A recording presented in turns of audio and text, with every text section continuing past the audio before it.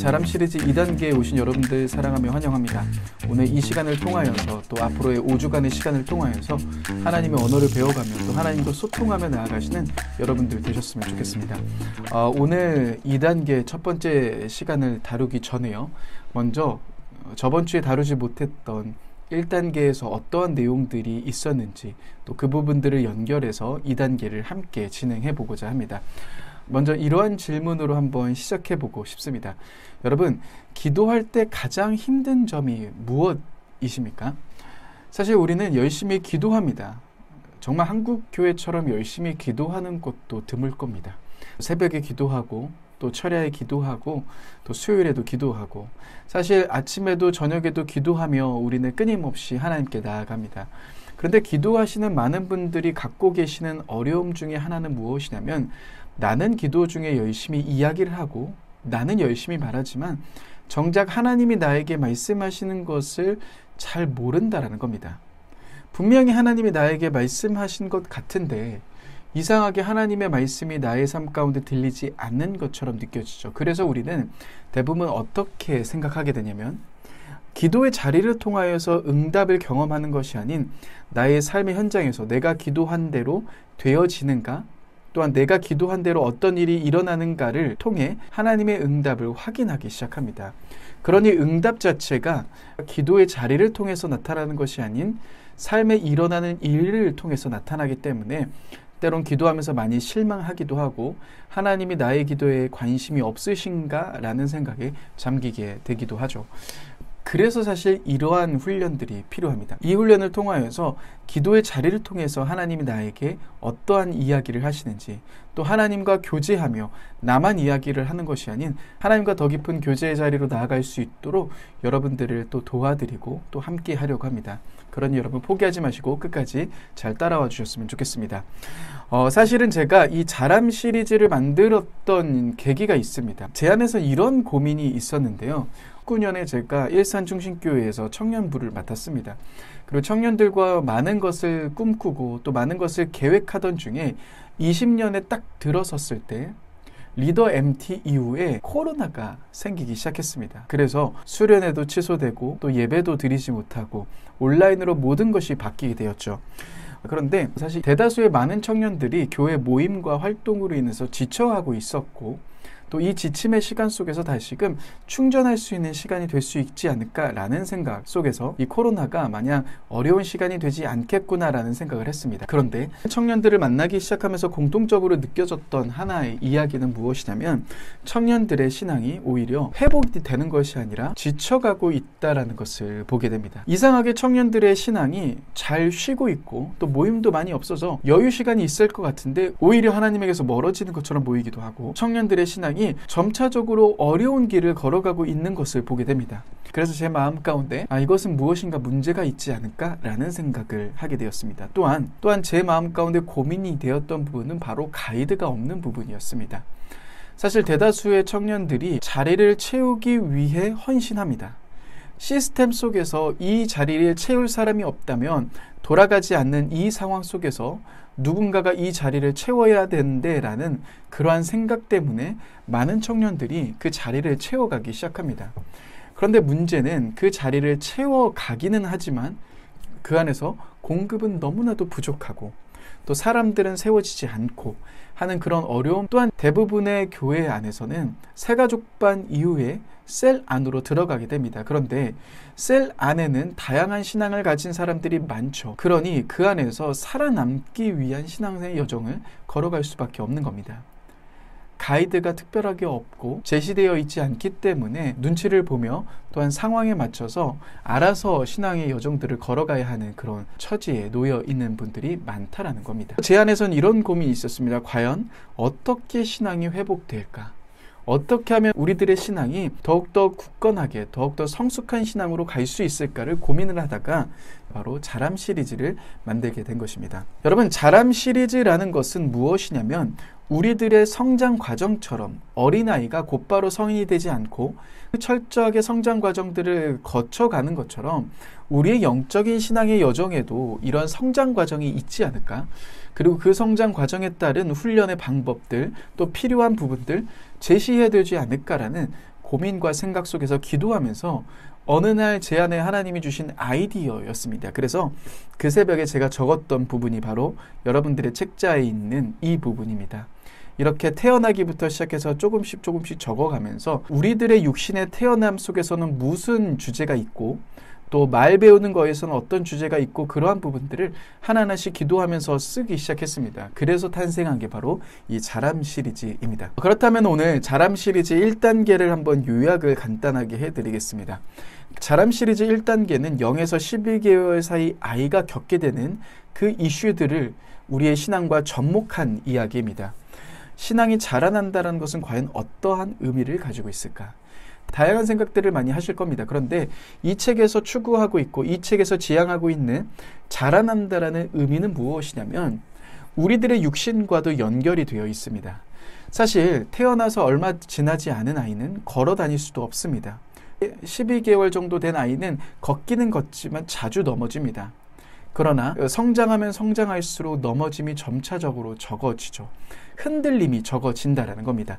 에베소서 4장 14절에 보시면 특별히 어린아이 신앙의 형태가 나옵니다. 어린아이의 신앙의 형태는 무엇입니까? 다양한 것에 의해서 자주 흔들리는 신앙이다라고 표현합니다. 그러니 자주 흔들리고 있는 신앙은 바로 어린아이의 신앙의 모습이라는 것이죠. 그렇다면 신앙의 성장이 일어나면 일어날수록 어떤 변화가 있겠습니까? 우리들의 모습을 생각해 보면 아주 쉽게 이해하실 수 있을 겁니다. 여러분, 태어난 아이는요, 누군가를 사랑할 힘이 있을까요? 당연히 없습니다. 그래서 아이는 사랑만을 받아야 하는 존재입니다. 누구를 사랑하는 존재가 아닌 사랑만을 받아야 하는 존재이죠. 그런데 이 아이가 자라나면 자라날수록 어떠한 성장이 일어납니까? 아이는 누군가를 사랑하기 시작합니다. 태어났을 때는 사랑만 받아야 하는 존재로서 태어났지만 점차적으로 자라나면 자라날수록 내가 사랑만 받아야 하는 존재에게 나의 사랑을 주기 시작합니다. 그래서 1단계에서는 태어나기 이전의 상태, 그리고 태어남 속에서 두려움에 대한 부분들, 또한 공급에 대한 이야기, 반복해서 만들어지는 패턴과 또 하나님의 이미지, 진짜 자유, 이러한 부분들을 통해서 하나님의 그 완전한 사랑을 어떻게 하면 누릴 수 있을까에 포커스를 두고 있습니다. 그러니까 하나님의 사랑을 누리지 못하게 만드는 방해 요소들, 그러한 부분들을 제거하는 것이 이 1단계에서 아주 중요한 부분입니다. 자, 그렇다면 2단계는 무엇입니까? 바로 12개월부터 시작되는 말 배우기가 어떻게 우리의 신앙과 접목되는가, 어떻게 우리의 신앙에 적용시켜 볼 수 있을까? 라는 것을 통해서 기도에 대한 이야기를 한번 해보려고 합니다. 기도할 때 있어서 하나님의 언어를 배워야 한다. 어린아이가 모국어를 습득하는 과정처럼, 그래서 부모와 소통할 수 있는 것처럼 우리 역시도 언어를 배우고 그 언어를 통해서 하나님과 소통할 수 있게 되는 것, 그러한 자리까지 가게 되는 것, 그것이 바로 이 2단계가 가지고 있는 중요한 방향입니다. 그런데 여러분, 한 가지 문제가 있습니다. 만약 하나님의 음성이 우리에게 영어로 들린다면 사실 영어를 배우면 됩니다. 문제는 그런데 무엇이죠? 하나님의 음성이 영어로 들리는 것이 아닌 우리의 삶 가운데 한국말로 다가온다라는 겁니다. 그러니 이 안에서 하나님의 언어를 배운다라는 것이 막연한 것이죠. 그런데 이 책에서 이야기하고 있는 이 언어, 하나님의 언어라는 것은 바로 알아차리는 것에 중점을 두고 있습니다. 하나님의 언어가 우리들에게 한국말로 다가왔을 때 우리가 그 음성을 알아차리는 것, 이것에 포커스가 있다라는 겁니다. 여러분, 여기에 보시면은 무엇을 말하는 것인지 한번 들어보시면서 한번 체크해 보겠습니다. 첫 번째 말, 우크라이나어입니다. Дякую. 들리십니까? Дякую. 여러분, 무엇을 이야기를 하는지 아시겠습니까? 잘 모르시겠죠? 똑같은 말입니다. 제가 한번 이번엔 체코어로 들려드리겠습니다. Дякую. 체코이. 그렇다면 제가 이번에는 한국말로 가져왔습니다. Thank you. Thank you. 한국말이 아니라 영어이죠. 여러분, 우리가 영어와 한국말은 알기 때문에 이 한국말이라고 되어 있지만 영어가 나왔을 때 이것을 알아차릴 수 있었습니다. 또한 지금 땡큐라는 말을 통해서 우크라이나어 또한 체코어가 똑같은 것을 말하고 있다면 바로 땡큐, 감사합니다를 이야기를 하고 있는 것이구나까지 알아차릴 수 있을 겁니다. 근데 여러분, 왜 우리가 우크라이나어, 체코어 들었지만 이 의미가 다가오지 않습니까? 우리가 우크라이나어와 체코어를 모르기 때문이라는 겁니다.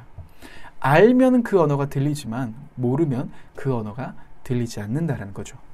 하나님의 언어를 배운다라는 것은 그러면 무엇을 이야기를 합니까? 하나님의 언어를 배운다라는 것은 결국 하나님이 말씀하시는 것, 여러분들의 삶 속에서 지금도 말씀하고 계시는 그 하나님의 음성을 알아차릴 수 있는 자리까지 가는 것.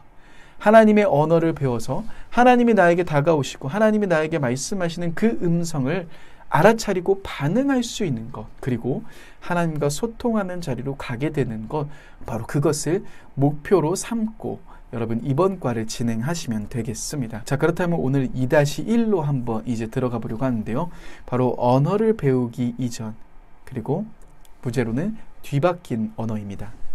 여러분, 이 뒤바뀐 언어에 대한 이야기 아주 정말 중요한데요. 한번 이 말씀을 먼저 읽고 시작해 보겠습니다. 요한복음 10장 4절에서 5절 말씀인데요. 앞에 있는 말씀을 한번 읽어보겠습니다. 자기 양을 다 내놓은 후에 앞서가면 양들이 그의 음성을 아는 고로 따라오되 타인의 음성은 알지 못하는 고로 타인을 따르지 않고 도리어 도망하느니라. 자, 여러분 보십시오. 요 말씀에서 보시면은 예수님이 양들은 그의 음성을 아는 고로 따라간다라고 이야기를 합니다. 예수님의 음성은 알아차릴 수 있기 때문에 그 음성에 반응할 수 있다라고 말하죠. 근데 반면 양들은 타인의 음성은 알지 못하는 고로 타인을 따르지 않고 도리어 도망간다라고 표현하십니다. 제가 1단계에서도 사실 첫 번째 태어나기 이전이란 챕터로 시작했습니다. 그런데 2단계를 시작할 때 있어서도 첫 번째는 바로 언어를 배우기 이전에 대한 이야기를 꺼냅니다. 왜입니까? 우리 14페이지에 있는 이 글, 저희가 프롤로그에서 다뤘던 부분이 있습니다. 하나님은 마치 이스라엘 백성들이 아이가 언어를 배우는 과정처럼 그들을 인도하셨다라고 함께 나눴습니다. 그런데 이처럼 하나님의 언어를 배우며 익혀가야 하는 그들의 사명이 있음에도 불구하고 문제는 무엇이었습니까? 이스라엘 백성들은 배워야 하는 언어를 배우지 않고 배워서는 안 되는 언어를 배우고 있었다라는 겁니다. 그리고 하나님은 이러한 모습을 가진 그들을 강하게 경고하시죠. 여러분, 우리는 앞에서 다뤘던 것처럼 내가 할 수 있는 언어를 알아차릴 수 있게 됩니다. 그 언어에 반응하게 됩니다. 그래서 여러분, 해외여행을 가보셨을 때 사실 수많은 단어와 문장들이 우리들의 귀에 들리지만 그 단어와 문장들이 여러분들의 귀에 그냥 스쳐 지나가실 수밖에 없을 겁니다. 왜입니까? 그 언어를 우리가 알지 못하기 때문이죠. 결국 우리가 하나님의 언어를 배우기 이전에 반드시 점검해야 되는 한 가지가 있습니다. 그것이 무엇입니까? 16페이지에 나와 있는 내가 배운 언어가 무엇인지를 체크해 보셔야 합니다. 이것을 파악할 수 있는 방법이 있는데요. 그 방법이 무엇이냐면 바로 내가 반응하고 있는 언어가 무엇인지를 살펴보는 겁니다. 자, 우리는 배운 언어에 반응할 수 있습니다. 배운 언어를 알아차릴 수 있게 되죠. 그렇다면 지금 여러분들의 삶 가운데 내가 반응하고 있는 언어는 무엇입니까를 점검해 보는 겁니다. 바로 그것이 내가 배우고 있는 언어이기 때문이죠. 16페이지에 박스가 나와 있습니다. 바로 나는 어떠한 언어에 반응하고 어떤 언어가 나의 마음 가운데 다가오고 있는가. 여러분들은 어떠한 소리를 들었을 때 그 소리에 반응하고 반응한다라는 것은 거기에 마음을 쏟고 거기에 마음이 무너지고 거기에 두려움을 느끼고 거기에 나의 사랑을 느끼는가. 여러분들이 지금 반응하고 있는 언어가 무엇인지를 체크를 해보시는 겁니다. 어떤 분들에게는 세상에서 말하고 있는 성공, 돈일 수도 있고요. 아니면 친구의 말에 무너질 수도 있고요. 아니면 미디어에, 아니면 드라마, 다양한 형태로 나타나게 되실 겁니다. 그래서 지금 내가 어디에 반응하고 있는가, 어디에 지금 나의 관심이 쏠리고 있는가, 무엇을 들었을 때 내 마음이 무너지는가, 그러한 부분들, 내가 반응하고 있는 언어가 무엇인지를 한번 대략적으로 한번 적어 보셨으면 좋겠습니다. 한번 적어 보시겠습니다. 네, 여러분 어떻게 적어 보셨습니까? 나는 어떤 언어에 주로 많이 반응하고 계십니까? 사실은 좀 막연하실 수도 있습니다. 그런데 오늘 이스라엘 백성들이 배우고 있었던 다른 언어, 그 언어에 대한 이야기를 함께 드리려고 하는데요. 이 이야기를 통해서 한번 생각해 보셨으면 좋겠습니다. 먼저 첫 번째가 있습니다. 첫 번째는 무엇이냐면 바로 사단의 언어입니다. 성경에서는 다른 언어에 반응하고 있는 아담과 하와를 보여주고 있습니다. 3장을 보시면은 뱀이 하와에게 이렇게 이야기를 합니다. 진짜 하나님이 동산 모든 나무의 열매를 먹지 말라고 하셨냐? 하나님은 동산에 있는 모든 나무의 열매를 너희에게 먹을거리로 주시겠다라고 말씀하셨습니다. 그러니까 사실 모든 것을 먹을 자유가 있다라는 거죠. 그런데 뱀은 어떻게 이야기합니까? 하나님이 동산 모든 나무의 열매를 먹지 말라고 하셨냐라는 이야기를 꺼냅니다. 그러면은 아담과 하와는 당연히 이 언어에 반응해서는 안 되는 거죠. 이 언어가 하나님의 언어, 하나님의 말씀과는 전혀 정반대이기 때문에 그 언어에 반응하지 말아야 됩니다. 그런데 아담과 하와는 어떻게 합니까? 그 언어에 반응하기 시작한다는 겁니다. 그리고 선악과를 먹으면 너희가 죽지 않고 하나님처럼 될 거야 라는 전혀 다른 언어에 반응하며 그 선악과를 따먹는 모습들을 확인해 보실 수 있을 겁니다. 이처럼 사단의 언어에 반응하고 있는 아담과 하와. 그런데요, 창세기 3장 6절을 보시면 정말 흥미로운 이야기 하나를 우리들에게 들려주고 있습니다. 창세기 3장 6절을 같이 한번 읽어보겠습니다. 한번 쉬운 성경으로 같이 한번 읽어보실게요. 여자가 보니 그 나무의 열매는 먹음직스러웠으며 보기에도 아름다웠습니다. 게다가 그 열매는 사람을 지혜롭게 해줄 것처럼 보였습니다. 그래서 여자는 그 열매를 따서 먹고 그 열매를 옆에 있는 자기 남편에게도 주었으며 남자도 그것을 먹었습니다. 아주 독특한 부분 하나가 등장합니다.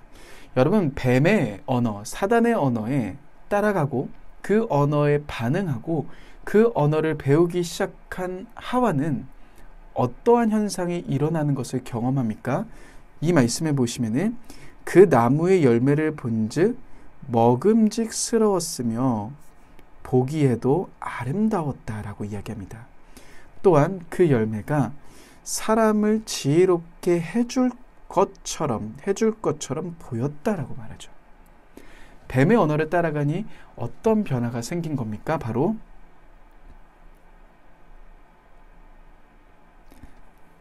그들의 눈이 달라진 겁니다. 이전까지는 선악과가 그렇게 보였던 적이 단 한 번도 없었던 겁니다. 수없이 동산 중앙을 거느리면서 그 선악과를 보았을 겁니다. 그런데 하나님의 말씀, 하나님의 언어를 가지고 있을 때는 그 언어에 반응할 때는 그 동산 중앙에 있는 선악과가 지혜롭게 할 것처럼 보이지 않았다는 겁니다. 그런데 뱀의 언어를 따라가고 그 사단의 언어에 반응하며 알아차리자 그들의 눈이 바뀌어서 결국 뱀이 말한 것처럼 환경, 그 선악과가 보이기 시작했다는 겁니다. 이것은요, 우리를 공격하는 방식과도 매우 유사합니다. 사실 사람마다 공격하는 사단의 언어가 다 다릅니다. 저를 주로 공격했던 사단의 언어는 어떤 형태였냐면, 제가 어느 위치에 가거나 또 어떤 사람을 만날 때마다 항상 제 마음 가운데 이런 생각을 던져줬습니다. 너는 가치 없는 사람이다. 사람들은 너를 싫어해. 그리고 급기야 이러한 생각은 점차적으로 저를 이렇게 몰고 갑니다. 너는 쓰레기야. 너는 쓰레기다. 사실 저는 쓰레기가 아니죠. 또한 저를 좋아하는 사람들도 당연히 있을 겁니다. 그런데 사단이 저를 계속해서 이렇게 공격하기 시작합니다. 이런 말을 제 마음 가운데 어떠한 상황 가운데 주기 시작합니다. 그러면서 점차적으로 저는 사람들이 있는 곳에 가면 나를 싫어하면 어떡하지? 사람들이 나를 별로 원하지 않는가? 나는 별로 가치가 없는 사람인가? 그리고 나서요, 이러한 생각에 잠겨 있다가 나의 삶의 현장을 보면 진짜로 그렇게 보입니다. 주변에 있는 사람들이 저를 싫어하는 눈빛처럼 보입니다. 다시 말해, 뱀의 언어, 사단의 언어에 관심을 갖게 되고 그 언어에 반응하게 되고 그 언어를 알아차리면 우리들의 눈이 달라진다는 것이죠. 또한 두 번째 함께 나눌 부분은 바로 환경의 언어입니다. 여러분, 이 환경의 언어는 민수기 말씀을 함께 보고자 합니다. 민수기 13장에 보시면은 이스라엘 백성들이 가데스 바네아에 올라가서 거기에서 땅을 정탐하는 그런 장면이 등장합니다. 그런데 신명기 1장 21절 22절의 말씀을 보시면은 그 말씀에서는 이렇게 이야기를 하고 계십니다. 신명기 1장 21절 이 말씀 같이 한번 읽어보겠습니다. 너희 하나님 여호와께서 이 땅을 너희 앞에 두셨은즉 너희 조상의 하나님 여호와께서 너희에게 이르신 대로 올라가서 차지하라. 두려워하지 말라. 주저하지 말라 한즉. 그런데 이스라엘 백성들이 22절에 뭐라고 이야기합니까? 너희가 다 내 앞으로 나와 말하기를 우리가 사람을 우리보다 먼저 보내어 우리를 위하여 그 땅을 정탐하고 어느 길로 올라가야 할 것과 어느 성읍으로 들어가야 할 것을 우리에게 알리게 하자 하기에. 여러분, 이 말씀에서 보시면은 이스라엘 백성들이 뭐라고 이야기합니까? 우리가 먼저 그 땅을 차지하기 전에 어디로 올라가면 좋을지, 어떻게 올라가면 좋을지를 먼저 봐야 되지 않겠냐 하면서 이제는 정탐꾼을 보내자라는 이야기를 하는 겁니다. 다시 말해서 하나님의 말씀은 가라, 그 땅을 너희가 취해라, 그 땅을 내가 너희에게 주겠다라고 이야기를 하시지만 환경이 앞에 놓여져 있는 그들은 환경을 다시금 돌아보기 시작합니다. 하나님의 말씀을 신뢰하며 올라가면 되지만 하나님의 말씀은 가라, 그 땅을 내가 너희에게 주겠다라고 말씀하시지만 그 땅을 정탐하고자 하는 그들의 마음, 하나님의 약속보다는 보이는 환경에 더 영향받고 있는 모습처럼 보입니다. 그 언어에 의지하며 자신들의 눈으로 그 땅을 확인해 보고 싶다라고 말했던 그들, 그리고 민수기 13장에 정탐을 하고 온 그들의 이야기가 나옵니다. 민수기 13장 31절 32절의 말씀 세 번역으로 같이 한번 읽어보겠습니다. 그러나 그와 함께 올라갔다 온 사람들은 말하였다. 우리는 도저히 그 백성들에게로 쳐 올라가지 못합니다. 그 백성은 우리보다 더 강합니다. 그러면서 그 탐지한 땅에 대하여 나쁜 소문을 퍼뜨렸다. 여러분, 환경의 언어에 반응하고 있는 그들 보이십니까? 여호수아와 갈렙은 야, 우리 그 땅 차지하자, 그 땅 우리 갈 수 있다라고 이야기를 합니다. 그러나 나머지 10명의 정탐꾼들은 환경의 언어에 반응하기 시작합니다. 그 환경이 커 보이고 하나님의 말씀이 작아 보이는 일들을 경험하게 된다라는 겁니다. 여러분, 이처럼 환경의 언어에 반응하고 있는 그들의 모습입니다. 하나님의 언어를 배우기보다 이처럼 사단의 언어, 환경의 언어였다면 마지막 세 번째, 바로 사람의 언어입니다. 사람의 언어는 특별히 예레미야에 있는 말씀을 보려고 합니다. 예레미야 5장을 보시면은 이렇게 언어가 바뀐 이스라엘 백성들의 모습을 확인해 보실 수 있습니다. 예레미야 5장 12절부터 15절까지의 말씀을 먼저 한번 찾아서 한번 읽어보셨으면 좋겠습니다.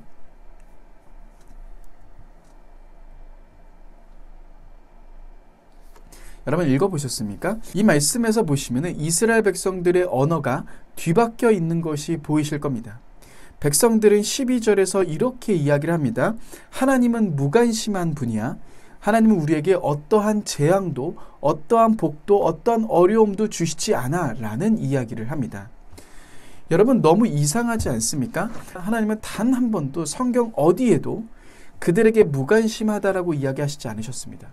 나는 너에게 무관심하다라고 말씀하시지 않았다는 겁니다. 하나님은 그들에게 복도 주지 않고 저주도 주지 않고 너에게 무관심한 분이야라고 소개하신 적이 없다라는 겁니다. 그런데 이스라엘 백성들은 지금 무엇을 외치고 있습니까? 하나님은 나에게 무관심하다. 하나님은 우리에게 복도 주지 않고 저주도 내리지 않을 거야다라는 이러한 언어에 반응하고 있고 이러한 언어를 붙잡고 있는 그들의 모습이라는 겁니다. 왜 이렇게 반응을 한 걸까요? 무엇이 문제일까요? 13절의 말씀, 이 빈칸은 선지자라는 것으로 채우시면 되십니다. 같이 한번 읽어보겠습니다. 선지자들은 바람이라 말씀이 그들의 속에 있지 아니한즉 그같이 그들이 당하리라 하느니라. 어떻게 해서 그들이 이 언어를 배운 것일까요? 왜 정반대인 언어에 왜 그들은 반응하고 있고 따라가고 있는 것일까요? 이 말씀에 보시면은 선지자들이라고 말합니다. 다시 말해 그들 주변에 있는 거짓 선지자 사람들이 그들 안에서 하나님을 오해하게 만듭니다. 전혀 다른 언어를 그들에게 들려주기 시작합니다. 하나님의 말씀, 하나님의 모습과는 정반대.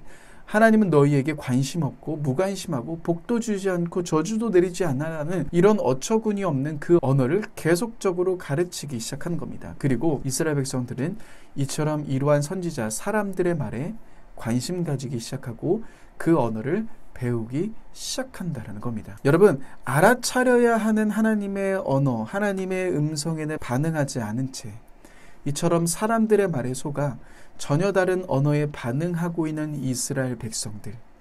그래서 여러분, 이 말씀을 보시면 아주 중요한 특징 하나가 있습니다. 하나님이 이스라엘 백성들을 어떻게 심판하고 계시는지를 한번 보고자 합니다. 예레미야 5장 15절 20페이지에 나와 있는데요. 5장 15절의 말씀 같이 한번 읽어보겠습니다. 여호와의 말씀이니라. 이스라엘 집이여 보라, 내가 한 나라를 먼 곳에서 너희에게 오게 하리니 곧 강하고 오랜 민족이라. 그 나라 무엇이냐면 말입니다. 그 나라 말을 내가 알지 못하며 그 무엇이냐면 말을 깨닫지 못하느니라. 여러분, 하나님이 이스라엘 백성들을 심판하십니다. 그런데 그 심판은 무엇입니까? 그 나라 말을 알지 못하며 그 말을 깨닫지 못하는 곳으로 너희가 끌려갈 거다. 다시 말해, 마땅히 하나님의 언어에 반응을 해야 되는데 그 언어를 배우지 않고 있고 전혀 이상한 사람의 언어에 반응하고 있으며 따라가고 있는 이스라엘 백성들에게 하나님은 그 말에 언어의 심판을 내리십니다. 사실 이 말씀은 바벨론에 대한 이야기이지만요, 하나님이 심판에 대한 이야기를 하실 때 이 말에 대한 이야기를 하셨다라는 것에 우리는 주목해 봐야 합니다. 마땅히 배워야 하는 언어를 배우지 않고 있었고 사람들의 말에 영향받고 있었고 그 사람들의 말을 따라가고 있었던 이스라엘 백성들. 그런데 여러분, 이스라엘 백성들의 이야기만이 아닌 어쩌면 이 시대를 살아가는 우리들, 저와 여러분들의 이야기 아닐까 생각이 듭니다. 우리도 주변에 있는 사람들의 말에 많이 반응하지 않습니까? 주변의 환경, 세상이 말하고 있는, 세상이 따라가고 있는 그 이야기에 우리도 반응하고 있지 않습니까? 또한 여러분들의 마음 가운데 계속해서 괴롭히며 공격하고 있는 그 사단의 언어에 반응하고 있지 않으십니까? 사실 하나님의 언어를 배우는 과정을 걸어가기 이전에 우리가 가장 첫 번째로 점검해야 되는 것은 내가 배우고 있었던 다른 언어들을 내려놓는 겁니다. 이 언어, 내가 배우고 있었던 언어를 멈추고 그 언어를 따라가는 것을 멈추고 여러분들이 다시금 하나님의 언어를 배우는 자리 가운데로 나아가실 때 우리는 하나님의 언어를 배울 수 있게 된다는 겁니다. 오늘은 대표적으로 세 가지 상황들을 살펴보았습니다. 그 세 가지의 상황은 바로 첫 번째, 사단의 언어에 반응하고 있었던 하와, 두 번째, 환경의 언어에 반응하고 있었던 이스라엘 백성들, 또한 세 번째, 거짓 선지자, 사람의 언어에 반응하고 있었던 유다. 여러분, 이처럼 사단의 언어, 환경의 언어, 사람들의 언어는 우리들을 공격하는 언어이기도 합니다.